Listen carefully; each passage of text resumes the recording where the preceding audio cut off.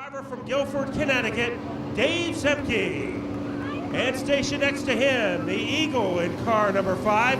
He is an Eagle Scout from Clinton, Connecticut, Glenn Colvin. We move to the second row and check out car number 6. The driver is Larry Goss from North Windham. And stationed to the outside of him in car number 35 from Groton, Bruce Thomas Jr. Into the 5th position, car number 1 from Unionville, Connecticut. The driver is Scott Garrity. He's sponsored by The Rock 106.9 FM and Expert Tech Auto Repairs. And by his side is a man who is on top of the points in car number 42 from Preston, Connecticut. It's the Professor, Jay Stewart. Starting at 7th, this driver might be one of the hottest in the field in car number 47 from Plainfield, Connecticut. 2 feature wins for Tim Jordan. And by his side, his sponsor is with us tonight, Jonathan Smith, the owner of the Chowder Pot. Tonight I'll be watching car number 3 from Berlin, Connecticut, Mark St. Hilaire. Starting 7th in the field in car number 2 from Trumbull, it's Dwayne Out of Control Knoll. And next door to him in car number 73 in the MN Old School, Emery and Sand and Nemeski Plumbing and Heating car, it's Joe Perry, the Rhode Island Rocket. In the 11th position, car number is Jim Warner. Let's see if he gives a go-ahead. Dave Zemke outside of Glenn Colvin, and we are off and running in the late models.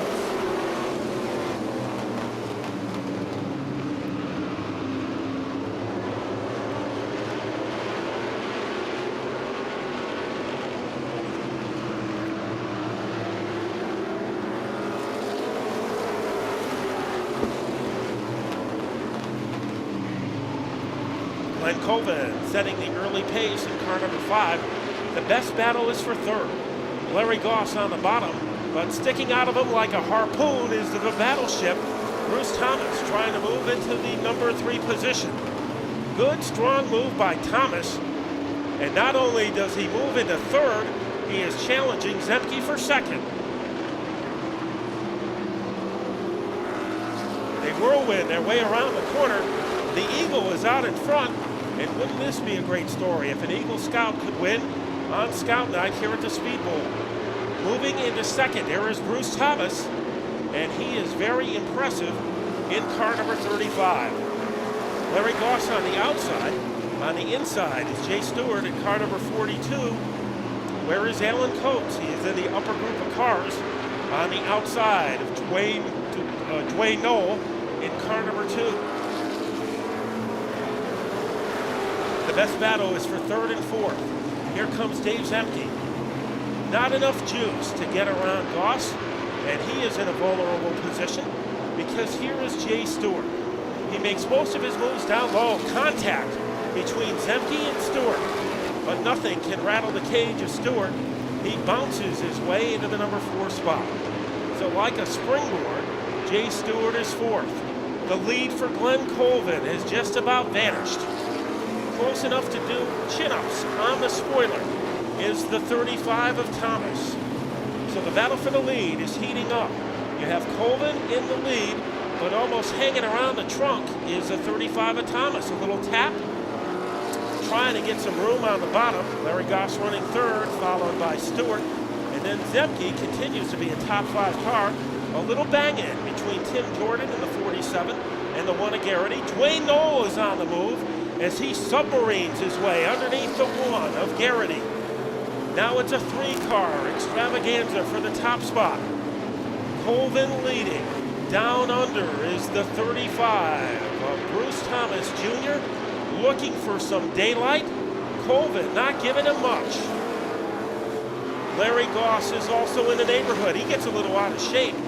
It's like a pendulum. He swerved all over turn 1. Goss in trouble. Stewart is going to try to get around him to the outside. Something is wrong with the 6-car. Battle for the lead. On the bottom, Thomas has the leverage. Glenn Colvin gamely hanging on the outside, but able to vapor trail his way underneath the 5 is Bruce Thomas. So we have a new leader with 19 laps to go. Bruce Thomas has taken over command. Further down in the pack, Alan Coates now has moved into the top 6. He has swerved around the 16 of Zemke, and the speeding bullet in the rear of the field is the 98 being driven by Coates. Bruce Thomas showed early on by his moves on the outside lane that car was hooked up.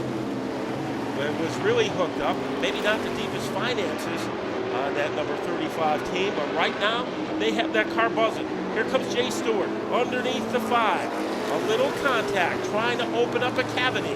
And like a dentist, the professor, Jay Stewart, is able to fill it. Larry Goss, that car has come back to life. It looked like the handling had gone away momentarily, but right now he is a factor, nipping at the heels of Glenn Colvin in car number 5. Tim Jordan is next.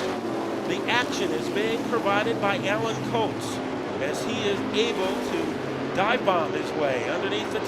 So the car with the thickest exhaust fumes right now is Alan Coates in car number 98, as he just got the job done against Dwayne Dorr. Bruce Thomas able to open up a cushion against Jay Stewart in car number 42. Into the second half of our race, the best battle is between Glenn Colvin in 3rd and Larry Goss in 4th. Remember, Glenn Colvin, Eagle Scout, he is flying high, and so is Timmy Jordan in car number 47. We know what Jordan is capable of during the closing stages of the race. Garrity spins. Garrity is on the backstretch grass. So he is in tractor pull country. Let's see if he can get it fired up. No, we are under the first caution of the night. After 18 green flag laps, Scott Garrity ready to get things going again in the late models. And the smoke bomb in the front of the field is Thomas. Stewart got a little bit of a shove from Larry Goss. Let's see if it helps him out. As those 2 cars thunder down the backstretch, Glenn Colvin is back to authority in car number 5. Colvin in the lead. Thomas in trouble, hits the wall hard. Coates' car is done somersaulting his way down the track.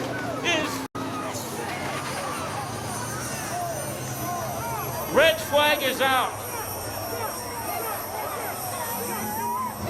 Coates' car is destroyed. Lozyniak somersaulting down the track. Coates hit the wall hard. Please get away from the fence and give our rescue crew the room that they need. We need all fans to be in the bleachers and the driver out of the car. Unbelievable. Driver is out of the car. We need all fans off the track, into the stands, please. Let the safety crew do their job.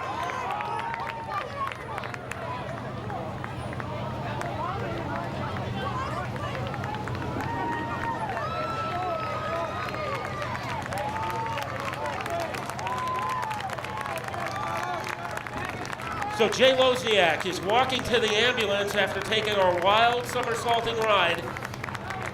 Alan Coates, he has a convertible now, as the front of the car was just guillotined off that machine. Bruce Thomas, who had the lead, that car is crumpled now against the straightaway fence. And a lot of cars in the pit. Circumstance in our paddock, but it is a red checker situation, and that means the first career win in a late model for the driver of car number 5, Glenn Colvin. So all scouts should be happy, because here is an Eagle Scout who was able to win tonight. Now, Glenn, in that incident, we saw you trying to go to the bottom underneath Stewart and Thomas. Exactly what happened from your point of view? Well, it sure isn't the way to win, but I made some adjustments before that start. Bruce got going through 3 and 4. I don't know why. Maybe something started breaking in his car. I made a solid run on the white line, just making a run by him. It was Jay Stewart and I bouncing off each other. I just cleared it out. Well, before that happened, I think this was the best your car has run all year. What did you do to make it so fast tonight? A lot of excellent reading. We thought we had this car covered. We had to do a lot of education for ourselves. Make it so it's a pump run car. Always kind of classical. Well, he did a great job tonight. As he said, a little unusual to get your first win over these circumstances, but it's still a victory, and I know you have some people to thank. All right. Next time I'm up here, you're definitely going to smile a lot more. But my family, Jeff Granger, he's the best car owner I've ever met. We've worked so many hours on this thing, just bouncing our brains together, trying to figure this car out. Golden rods out of Waterford, medical equipment out of Centerbrook, and it's our play toy to build engines for. Well, here's the man of the moment, ladies and gentlemen, the survivor in car number 5, and he's also the winner, Glenn Colvin.